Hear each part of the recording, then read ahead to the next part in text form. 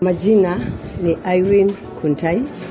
Nimetoka sehemu za Imbirikani. Mimi ni mkazi wa huku.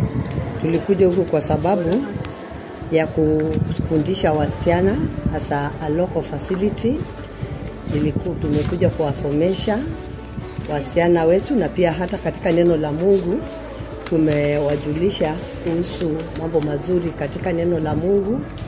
Na pia tulikuwa na Wema Health Foundation ambapo wamefundisha watoto wetu vizuri, wamewajulisha mambo jinsi msichana atakavyokaa, kajulisha jinsi ya kuepuka na mambo early pregnancy, na pia wakawafundisha jinsi watakavyoshikilia hiyo masomo ambayo wamefundishwa. Na pia tulikuwa na wenzetu ambao hata wao walikuwa ni wafadhili, wamefundisha watoto mambo mbalimbali. Wamefundisha watoto mambo mbalimbali, jinsi ya kukaa pia na usafi, jinsi ya kumjua Mungu. Kwa hivyo katika hiyo harakati tumekaa na wao.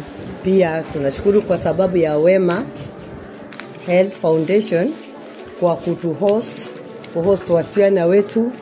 Kwa sababu ya hiyo kazi wamekuwa mfano mzuri katika maeneo yetu. Wamekuwa pia ni kielelezo kizuri katika eneo hili.